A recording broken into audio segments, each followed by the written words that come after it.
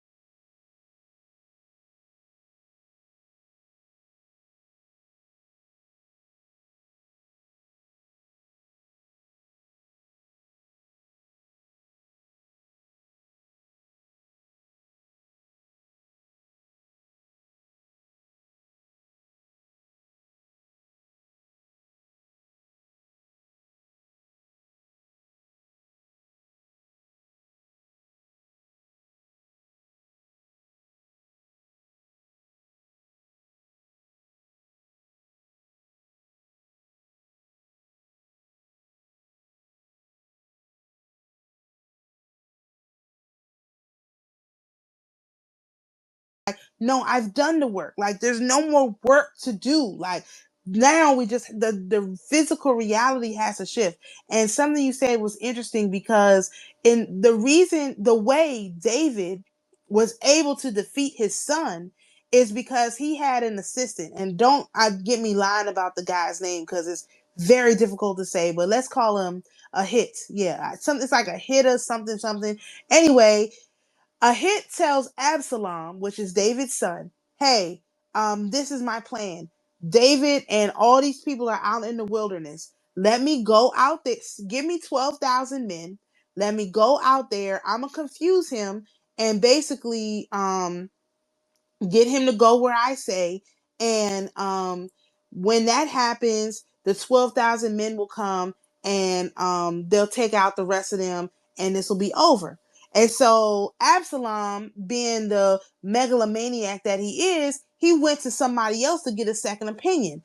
I don't remember what that guy's name was, but when he got the second opinion from the guy was like, nah, a hit is lying to you. This is what you should do. Now, a hit went on with his plan.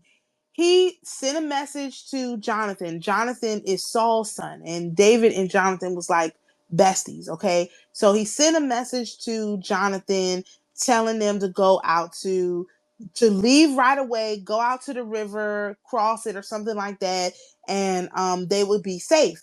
And so, but that was a hit's plan to actually take them out. So the night goes and the morning comes. David takes the advice of a hit, leaves immediately.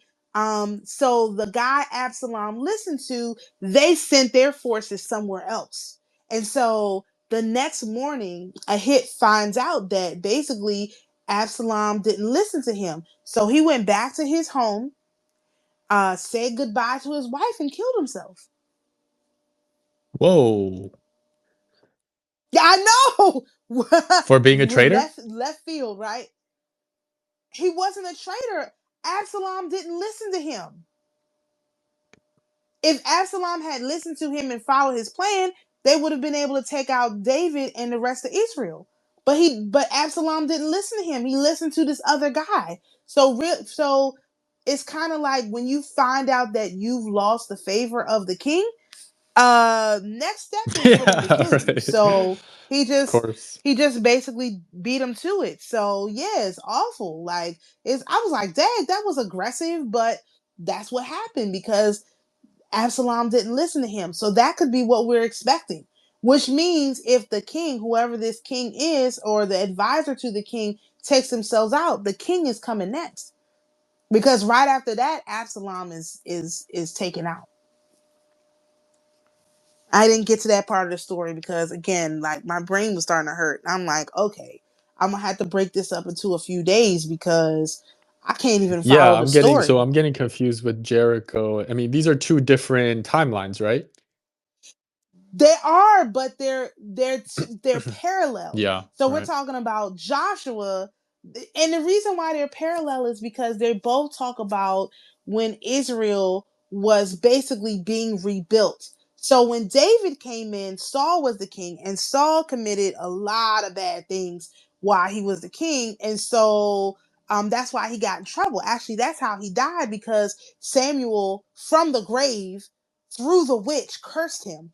Anyway, nobody wants to talk about any of that, but basically he was cursed. And so that's the reason why Saul was taken out. So Israel had been committing a lot of horrendous things while it was under Saul. Mm, And it's the same thing for them when they came out of the wilderness. The reason they was in the wilderness for so long was because they were doing all these horrendous right. things, like building the golden calf and all of that. And then, of course, goading um Moses to do magic when magic wasn't necessary. Mm, So you had these two, like, so the stories are kind of parallel in that manner.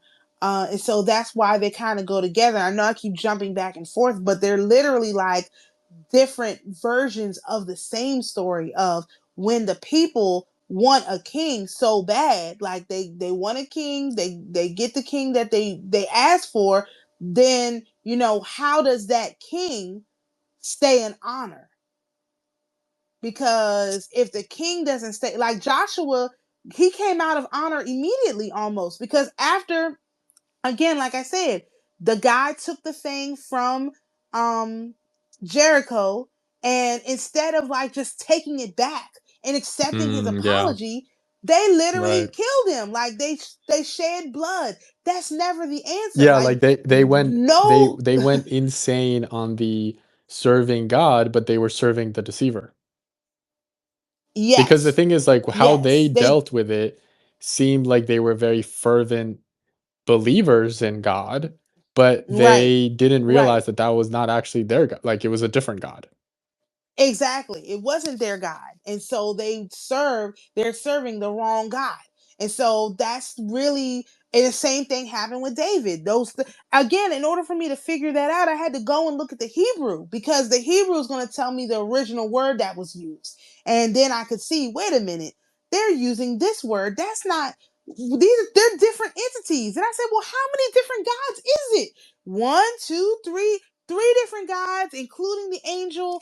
Maybe there was two angels. I mean, the story is crazy. And then for that story to be broken up, and half of it is in Second Samuel, half of it is in Chronicles. I mean, what is going on? Like, it's very like incoherent. So they deliberately have it all like spaced out so that you can't figure out. Mm. This problem is a problem of not knowing which God to serve. And so that's why I will always reinforce. That's why you have to fast.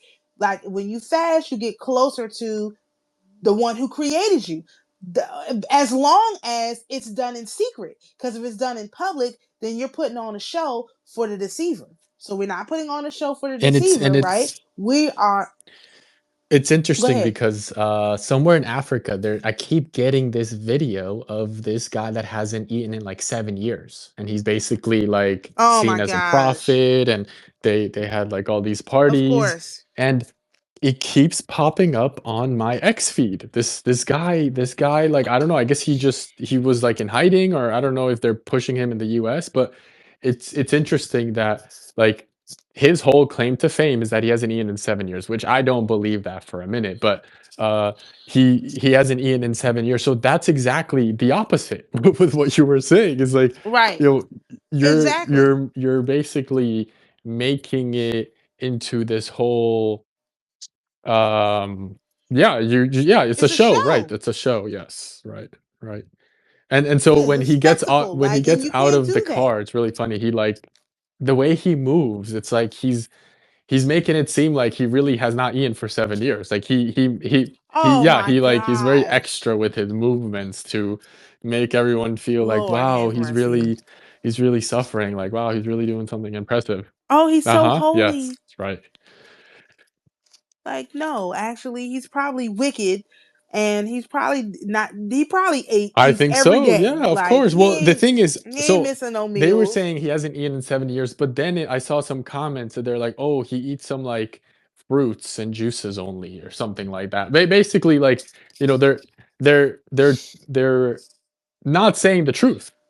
Obviously, he is eating. He Right, is they're eating. lying. He It's a definitely is lie. eating. Right.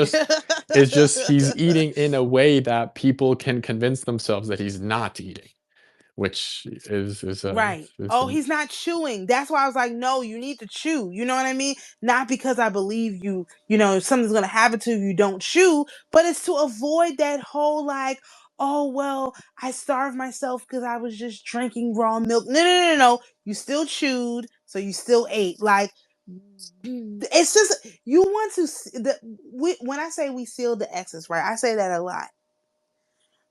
What I mean is that there's no way the deceiver can come at me and me believe it. Like, it's not possible, because I'm so clear and focused on what the energy of the creator is like, that I cannot be fooled by any other energy. Like, if I even get a whiff of the energy, not be because I'm not motivated by money.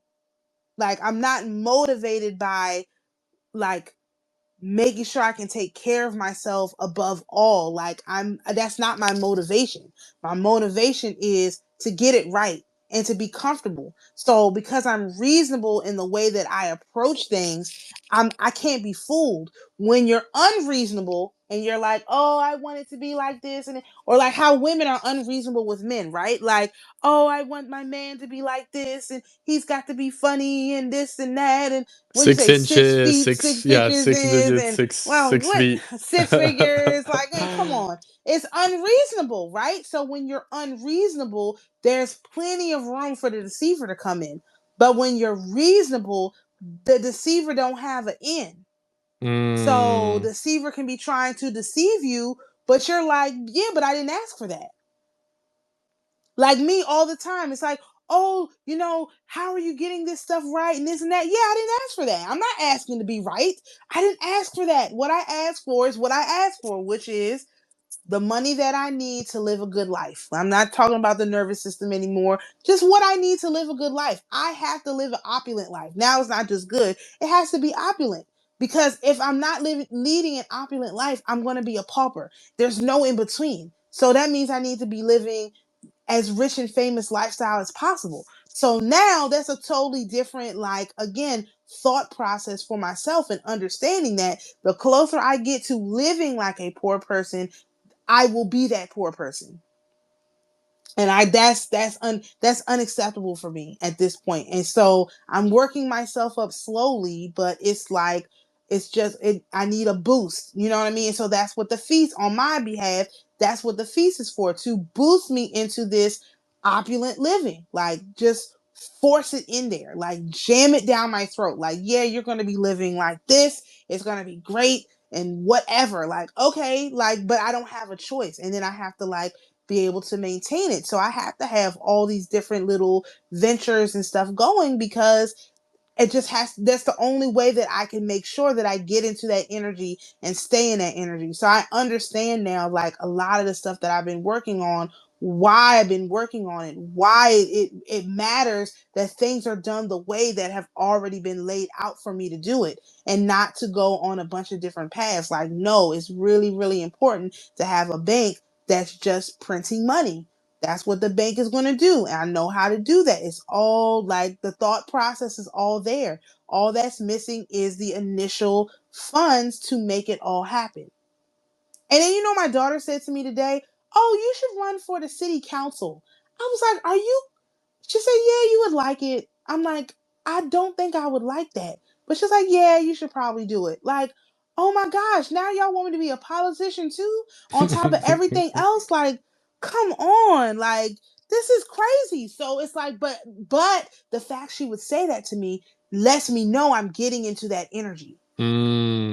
Yeah. Because who would say that to someone like me? Like, you, no, that's not it. But she was like, because she's been, now mind you, this is insane. She's been volunteering at the city hall for the last 2 days. Now, where does an Oh, opportunity come wow. like that right before the start of our fast? Like, these Yeah, are the the types moves of are things already that's being like, made. the moves are already being made. Like, and it's just her and one other girl. It's not like the whole Yeah, class. It's nobody select. else. It's literally just her and one other person is being exposed to this. Now, what is that? Like, there's always these kind of questions. It's like, that's really, really interesting, because something I realized about that, because it's one of the ladies, not one of the ladies, but like the assistant principal or whatever at the school, her father is on the city council, which I didn't know. So now I understand her interactions with me as well, because I have that it factor. I know I do. I don't care. Like, I'm not trying to use it against anybody. But when people come into contact with people who have that thing, it ruffles them, especially if they don't have it. Like, either you have it or you don't. Like, you can't fake it. Like, either you have it or you don't. I have it. And so that's why my interaction with her are always so weird, because anybody with eyes can see that I have it. I just don't want to use it. Like, do I have to use it? No, it's not required. But yeah, if you don't want to be challenged either, that's what I mean. Like, people like that don't like to be challenged. And so when you challenge them because you have it naturally, like, it just emanates off of you, it makes them angry because they had to work for it. I had to work for it. The only thing I had to work for is the money to do the stuff. All the other interpersonal skills and all of that I picked up just being out. So I never had to work for it. And that's what makes people really upset too. Yeah, because you have the favor of God. Exactly. Like on top of everything else, like on top of the skills that I developed, I also like I work for the creator. So like whatever he says, I do. And no, if it's crazy, I've done lots of crazy stuff. And I'm sure I'll do crazier sooner than later because we need to be having like some parties, some meet and greets, some celebrations, like conferences, like things about to get Yeah, like we really gotta make really it rain good. at the strip club, at the strip clubs. That would be so much fun. That would be so much fun. Like I can't tell you how many times I've done that, but it would be like very very fun. I would be Well, definitely down the for thing that. is, But all these yeah, businesses are gonna be like, so how do we partner with you guys? Like, because y'all bring the energy, y'all bring exactly. the momentum. Because the thing is, like, let's say for example, with like a strip club, Mm. if we were to be in let's say New York, if we were to be in New York for like a specific a week, a month, and we went to a specific let's say for this one, nightclub. We went to a specific nightclub. Mm-hmm. Every Friday and Saturday, we got a specific table there. After that month, they would be like, so one, we'll give you like an amazing deal, so you always have this table, and two, like, how do we work together? Because our energy, Right. our continued, repetitive, consistent energy in that location would instantly turn the club from being a and that's okay club to being like, holy shit, we going to that club. Right. That's where they're at. That's literally what I want to do in Jacksonville because, like I always say, Jacksonville is like so beautiful, but they like they there's no energy, there's no like like it's just I don't know what it is. It's just it's almost like there's no heartbeat to the city. And I don't know if that's because all of their like all the rappers and stuff keep getting murdered or whatever, but there's no like heartbeat. And it's just like if that could be done here, this place would be 1,000 times bigger than New York because it's Yeah. huge. Like it's a huge area, like in general, but like there's so much money flowing through here because there's 2 military bases, there's like countless amounts of schools, big mega churches, like there's so much money. Just there's like customs and border protection is here, we have an FBI office here, like there's a lot of government kind of stuff flowing through. I mean this place would be, we got an international airport, like Jacksonville has like a lot of stuff, and so it wouldn't take much to just turn it into like they're trying to like revitalize downtown and all that stuff. And that's why she's like, oh, you should run for the city council. I'm like, I don't want to run for nothing. How about that? How about I don't? How about I find someone to do that part? I hate that, like politicking and stuff, because I'm going to tell the truth. And so they never want people. But one thing I can say, people from DC, whenever they move out, they go somewhere, they take over. That's another thing. Like, you go somewhere, you just take over because you can clearly see through all of the Neptunian charades and go directly to, okay, this is the problem. Like the heart of the problem in Jacksonville is that there's no like heartbeat. Everything is so disconnected. There's nothing that brings them together besides sports. But that you don't build a city off like bringing people together over sports. I mean, That's isn't this not like Jericho? that's not Like, isn't this sustainable. Jericho in terms of like Mm, where in Jericho, like the people took basically the money, the currency, but right. it's like they did it just by breathing. Like they did it just by walking. They did it just Mm-hmm. by I Right. guess I don't know, aligning themselves Ooh. to God or whatever like the movement is. But it was almost like imagine we descend upon Jacksonville, right? That's the one that you're talking about. We Yeah. descend Mm-hmm. upon Jacksonville and we just like walk and breathe. We get all the money. Mm. Basically, because it's literally just it's the in Florida in general, the money is just it's because it's a service based like state. Like I mean, they have taxes obviously, but it's a lot of older people. It's just it's designed for what we're talking about doing. Like it's literally designed for it, and so yeah, it would be like super easy to energetically take over this place like super easy. Like again, that's what I was working on when I came down here. I was like, okay, let me like get familiar with the area a little bit, but at the same time, I was already peeping that hey, they don't really have this, they don't really have that, they're missing this, they're missing that. There's a lot of places, but their advertising, like their way of communicate, everybody use Facebook. Like I don't use Facebook at all. And so everybody uses Facebook for everything. So it's really, really hard if you don't use Facebook to find good places. But that's a marketing issue, which is like super easy to fix. It's really easy to fix, like really, really easy. But it's like if you don't know that, then you'll never fix it. And really you gotta there's a lot of little things that tricks that could be Yeah, done. But because yeah, it's like like with, the money is laying in the streets as you were here. saying with like the marketing, because one thing that I see is with something like Jacksonville as an example is there would need to be a certain budget, right? A certain budget allocated for housing and for food. But basically, we would bring together, let's say, for example, 5 people, 5 to 6 people. We don't even, it doesn't even have to be that big, but 5 to 6 people that have already been trained, that have already been initiated, or at least have a good energetic understanding of like what we're doing, and and then um, and then basically like go to businesses that have a lot of potential that are clearly stagnating, and basically be like, Right, let's sign a deal where if we're able to increase your profits by 100% in the next year or the next 2 years, we take 15% of your company, and uh like basically some sort of sales where right, we're not asking them to pay us upfront. We're not asking them to pay us right, monthly. We're just asking them, if we basically save your business, if we right. save your livelihood, because as you know, like the economy is not doing great. So who It's knows how not. many restaurants, who knows how many businesses and companies are out here like struggling. They're struggling to compete, struggling to innovate, struggling to get customers. And Right, then from that, we have our structure of people that are really good at marketing. They're really good at making content.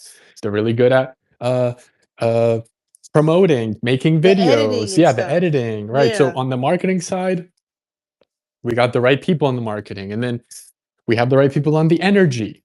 We have the right people that like we will right. literally hang out at the Gosh, restaurant or hang out at the business and have and know that, okay, every Tuesday we're going to be at these restaurants. Okay, every Friday night we're going to right, be at this club or this strip club, or so right. basically for like a whole month or a few weeks, whatever it might be, we are just in the trenches, just uh increasing the gravitas of the city.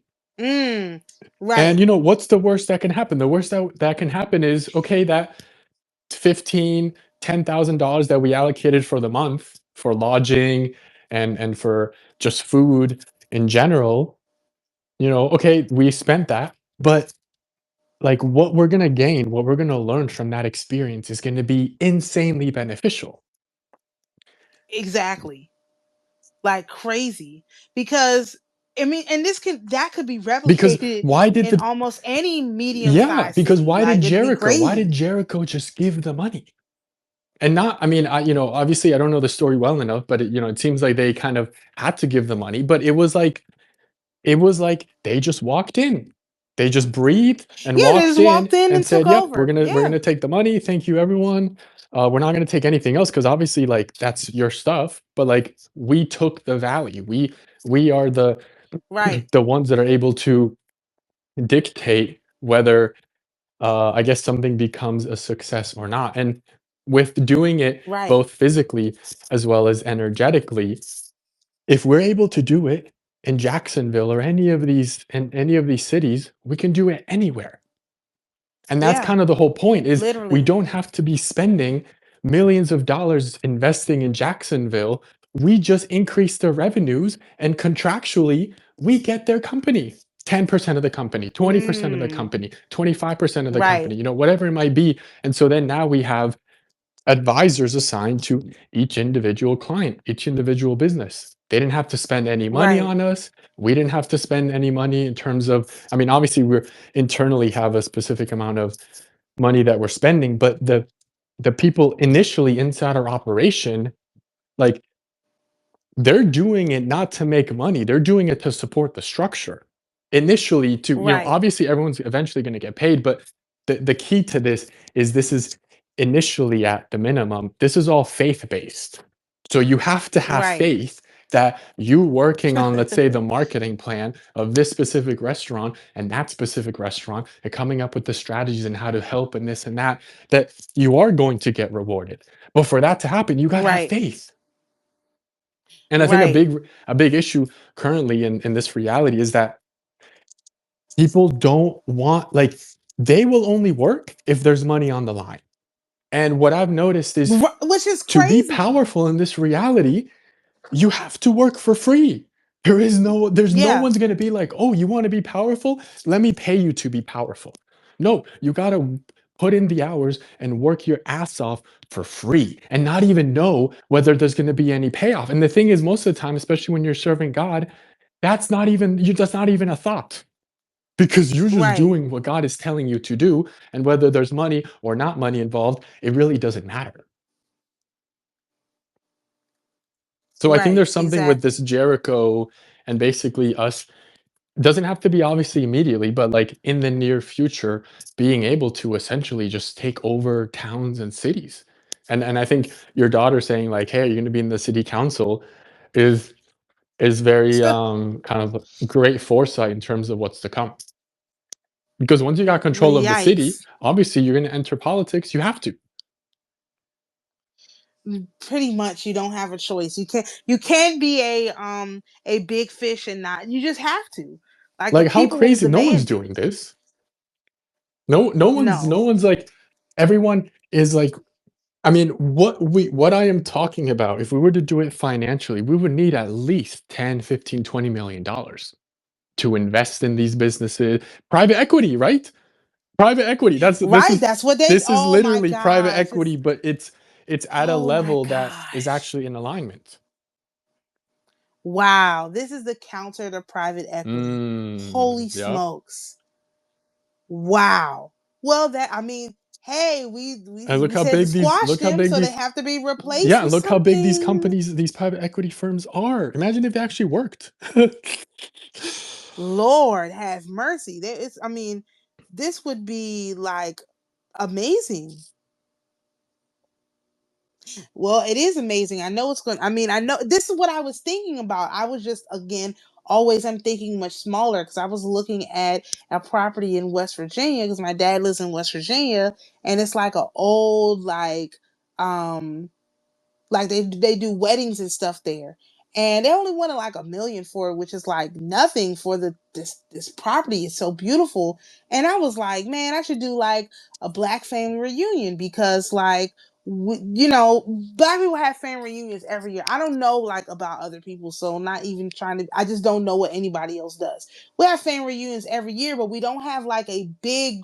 There used to be one. I think Steve Harvey used to do like this fan reunion type thing at one of these festivals or stuff, but they messed up all the stuff so bad that like last year they messed up Essence Fest because it was an African from Africa running the Essence Fest, trying to say that black people in America are the same as Africans and not catering any content towards us. Plus it was in New Orleans and they weren't working with any of the local businesses, and it turned into this whole big disaster. They lost a lot of money. People didn't perform. It was the whole thing. And so that whole like camaraderie and that energy is gone. And I've seen people talk about the state fairs and how expensive they've become. And that was like a staple in the South, especially going to these different state fairs. And people are just like, I saw a couple videos about the Texas State Fair, and they were like, it's just too much. Like, we can't afford to go to this state fair. Like, you know, you just want to get a drink and a hamburger. It's like $50. Like, nobody. So they've private equitized everything. Mm, And so if we can reverse engineer that, like, and say, no, we don't, no, we don't, we're not charging you. We just give us 10% on the back yeah, right. or Yeah, whatever. if That yeah, changes the whole exactly, conversation. because If we're it it's like works, we if we transform your business and help to continue feeding your family and your employees, then yeah, you're gonna give us a percentage. But if we don't, then like keep doing what you're doing, bud. right? Yeah. Don't, I mean, all it has to do is work with one company, Uh-huh. especially in a smaller town, like in some place like DC or New York, like it's or Miami. It's like, I mean, even I have contacts in Miami too. Like, it'd be super easy to do this in Miami as well. That's just an aside. Like, I could think of like a bunch of cities where this would just it would just And it's work. interesting because Um, we like at least the hyperstructure, what I've been building out alongside the hyperstructure, which is I call the 300 group, what we would do was we would take over meme coins, like these cryptocurrencies. So we would mm, do the social media marketing, we would create the content, we would pay for like basically a certain type of promotion of the meme coin. We would have people pushing it on social media. We would figure out what the narratives were and how to like align it to what the market is doing. And we did very, very well.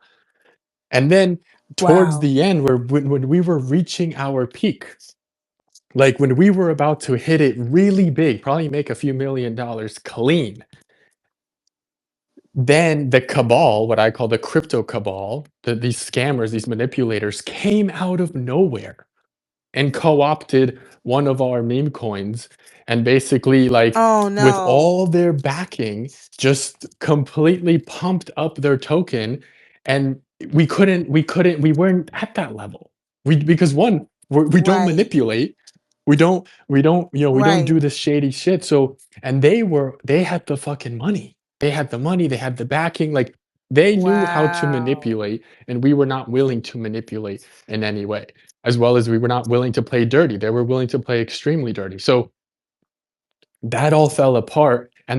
And everyone that was working on this, I mean, this was at least a group of 30, 40, 50 people that we had.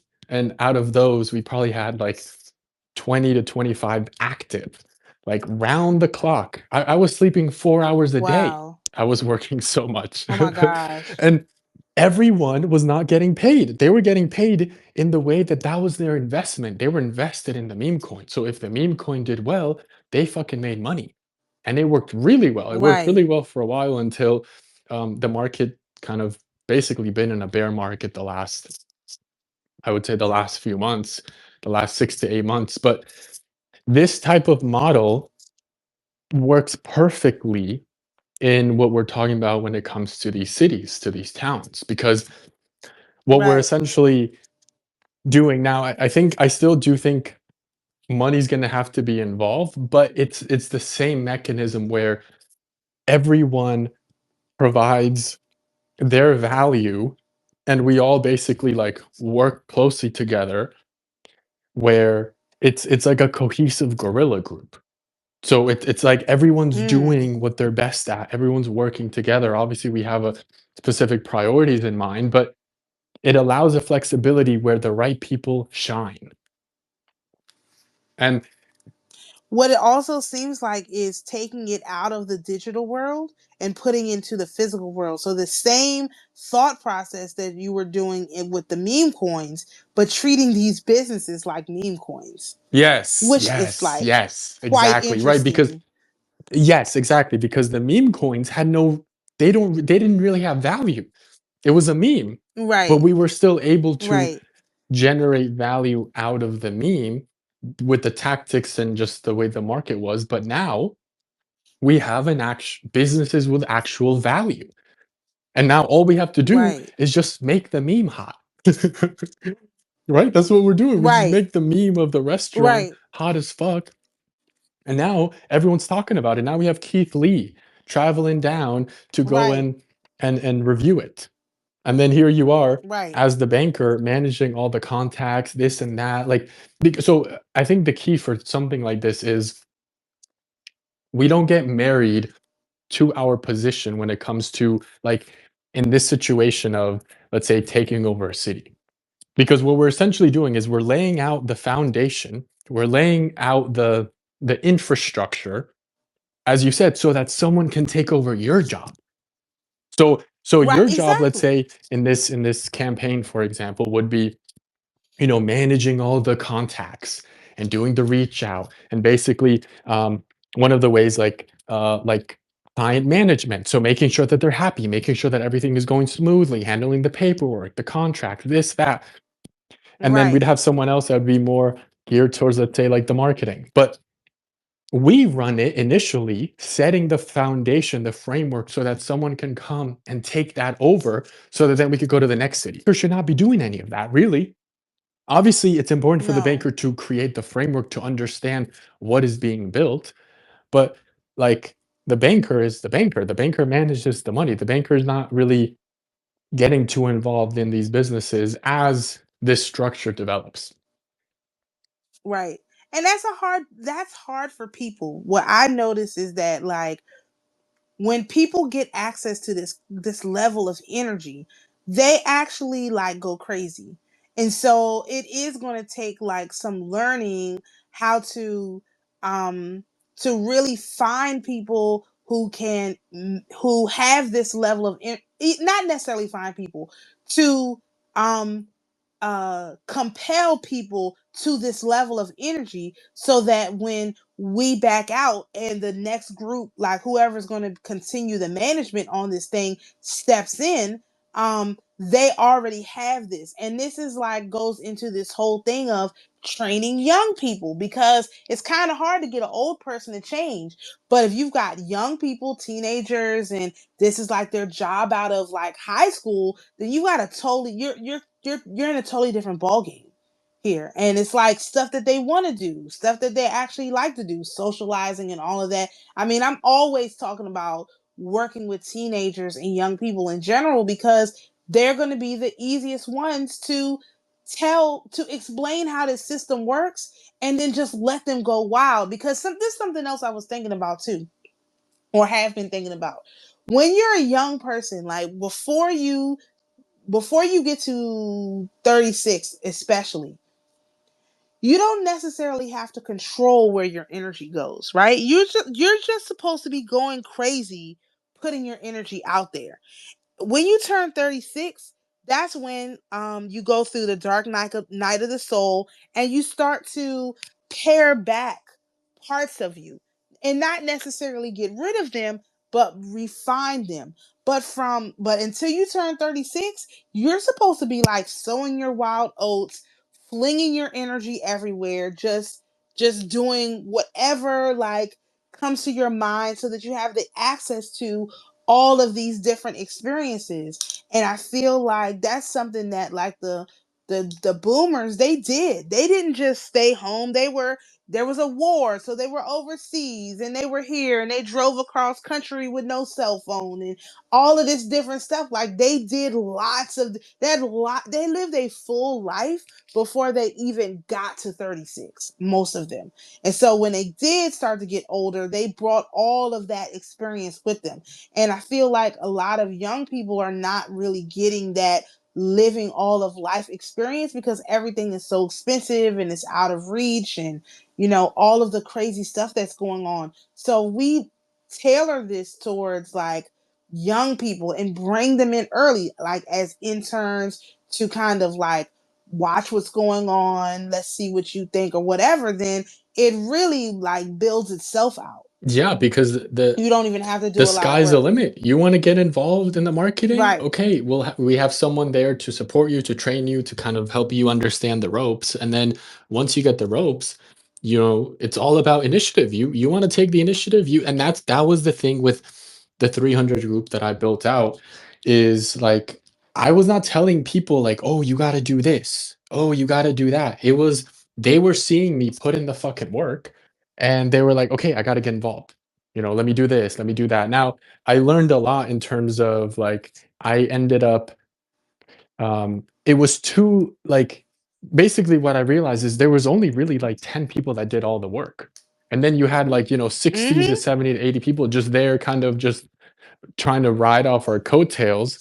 And towards the end, like, that was just for me not acceptable. That was just not, I was not willing to keep putting in the effort in this way and not have people really, like, I felt like I was being taken advantage of.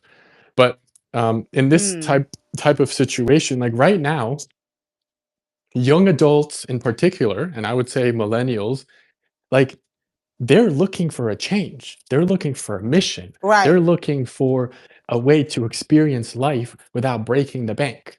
And okay, Right. another thing, Scientology. Scientology, I think right now supposedly has like 20,000 members. They're dwindling. Their membership is crashing. So Wow.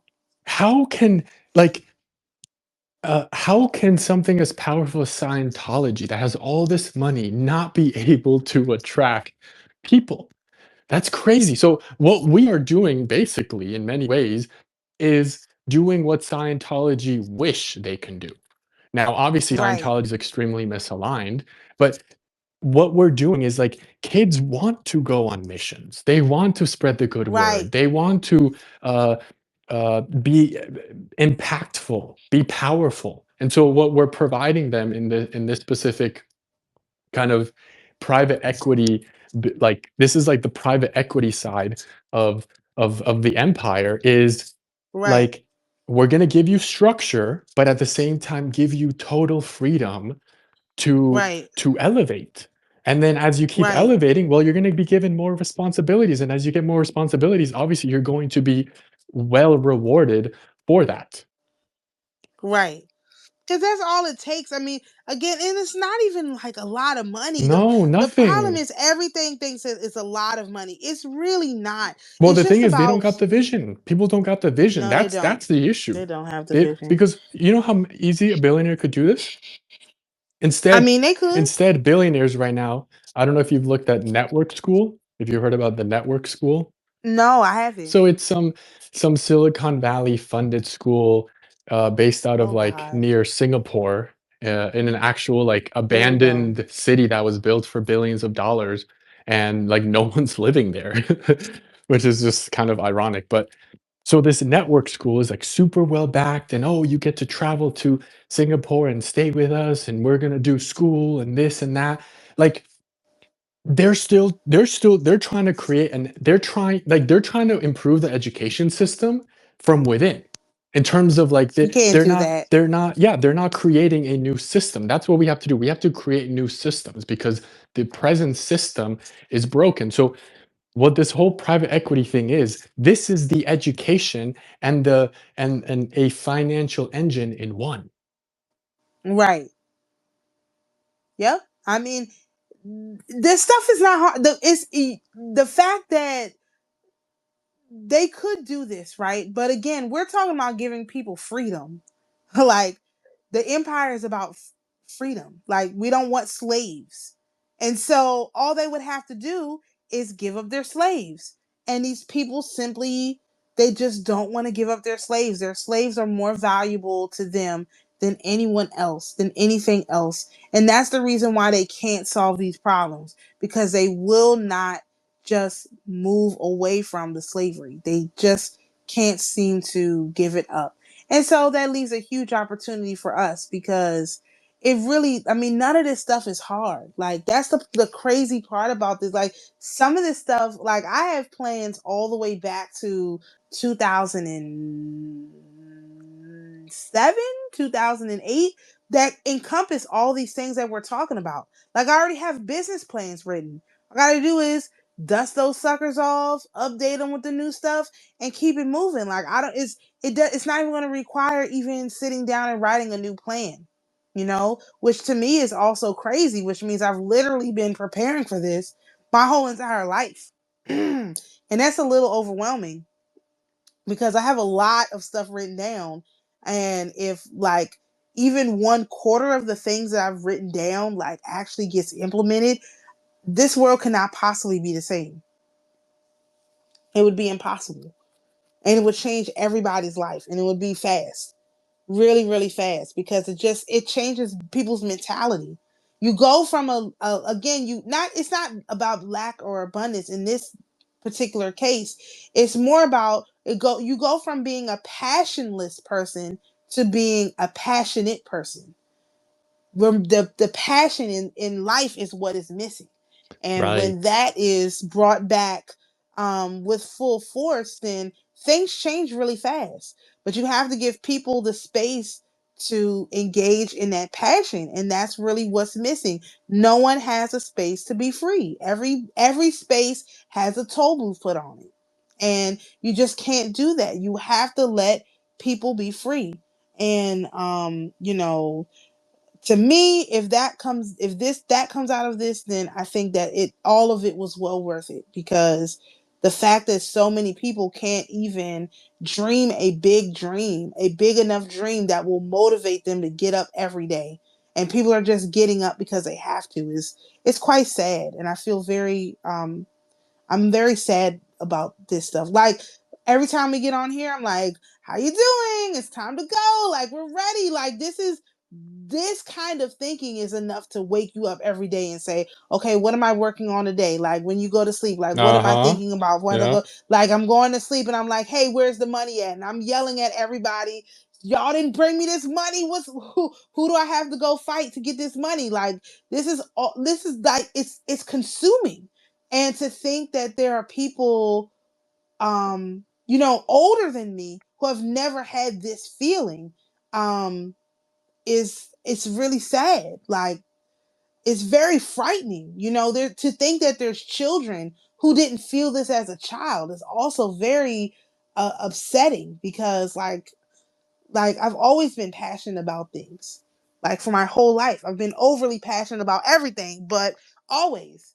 So I don't understand what it's like not to have this, and so it's very sad.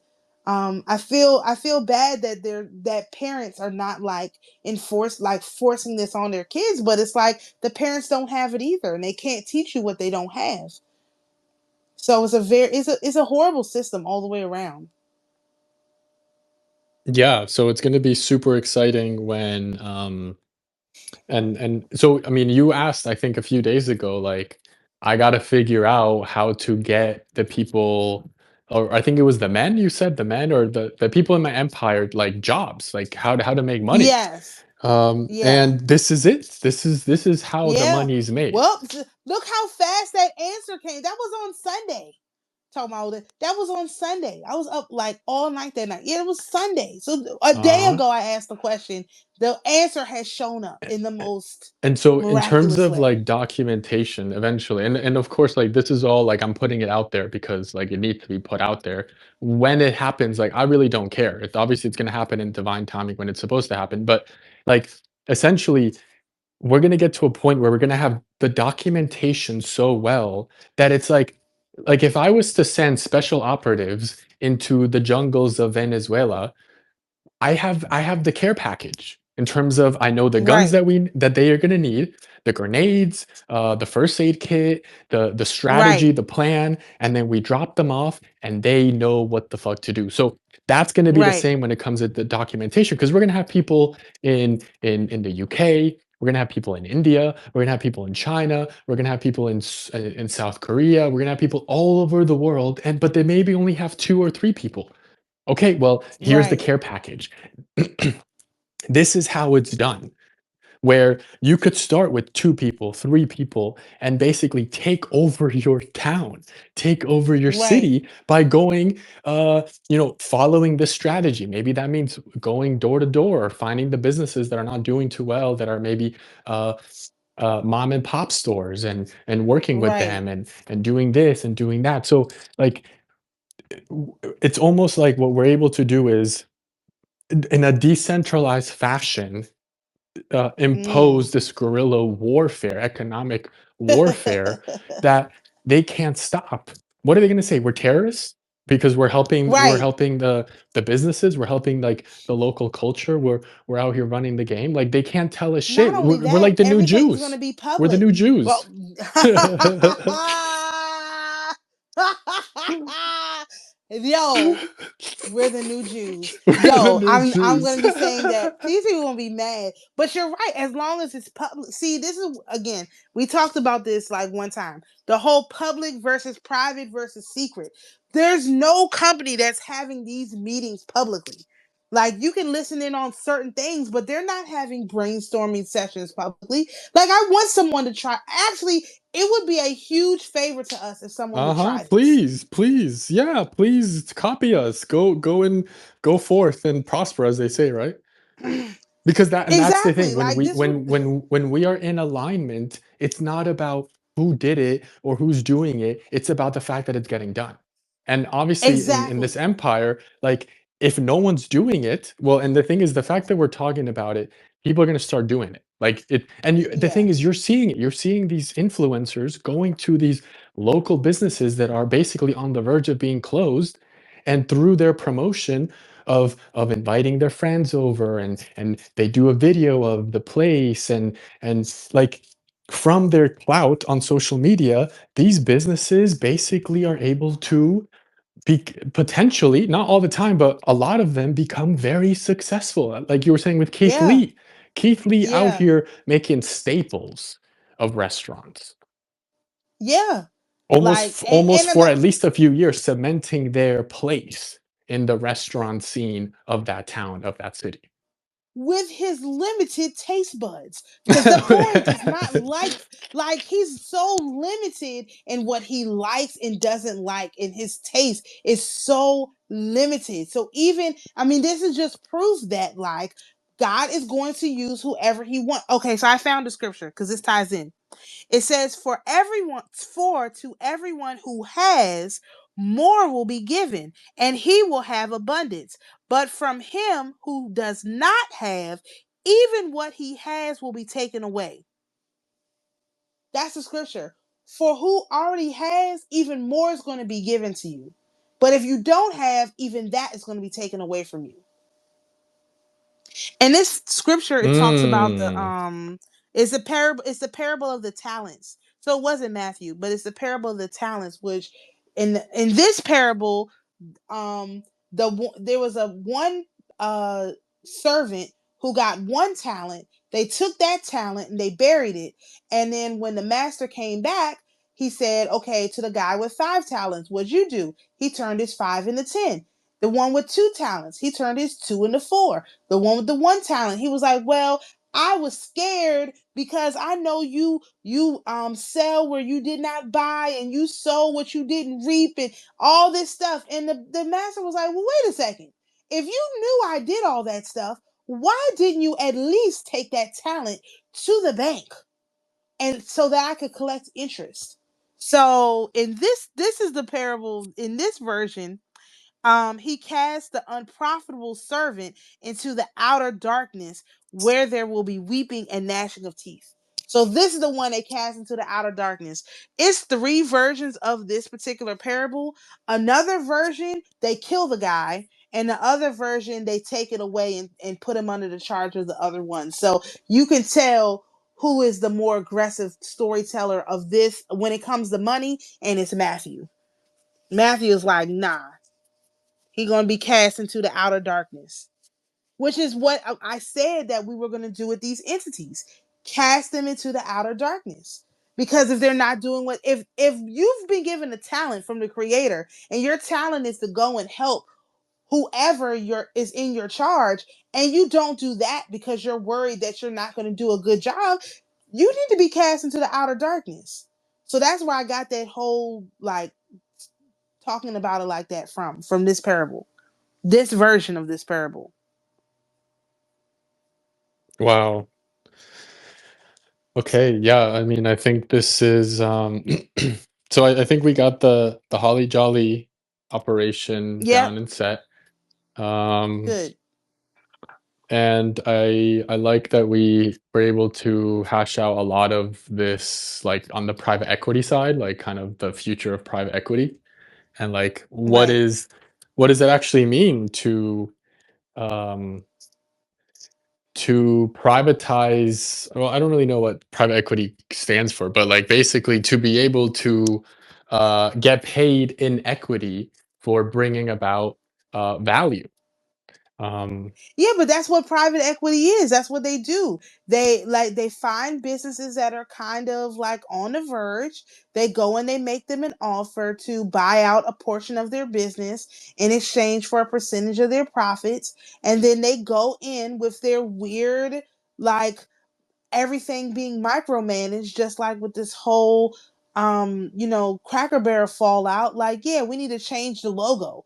Like, that's what you thought was wrong with, not the food, not the anything. Has nothing to do with the actual health of the person who's coming in there, but how you can shave off a few pennies on your meals. Like, that's not how you build value. But the point of the private equity is not to actually build the value of the company. They're trying to get the company to go out of business so that they can take over the property. That's what private equity actually does. When they come in, they're going to get you out of your property. Especially if you have flagship locations, you own the property, you were there first. Yeah, they're actually like, it's almost like copying the McDonald's strategy, which I know these people talk about the McDonald's strategy as if it is the best thing since sliced bread, but it's copying the McDonald's strategy, which, if you don't know, where every McDonald's is the most valuable, one of the most valuable companies in the world because of its locations. It owns some of the best property in the world. So if they needed to raise capital quickly, they could sell, one, two, three of their locations that are in the more expensive places to whoever, the highest bidder, and they could raise capital very quickly via the property that the location is on. And so that's what private equity is mimicking. It takes over the property, especially the intellectual property, and then it basically tells the company what they're going to do, because that's what happened with Cracker Barrel. The private equity told them, they installed their CEO that they picked, and they told the people who were there, this is what you're going to do. You're going to change this logo. You're going to modernize. You're going to look crazy. You're going to look like everyone else. And it doesn't matter what these customers want, because they just look at the customers as cattle. So it's like, yeah, these swines are going to come in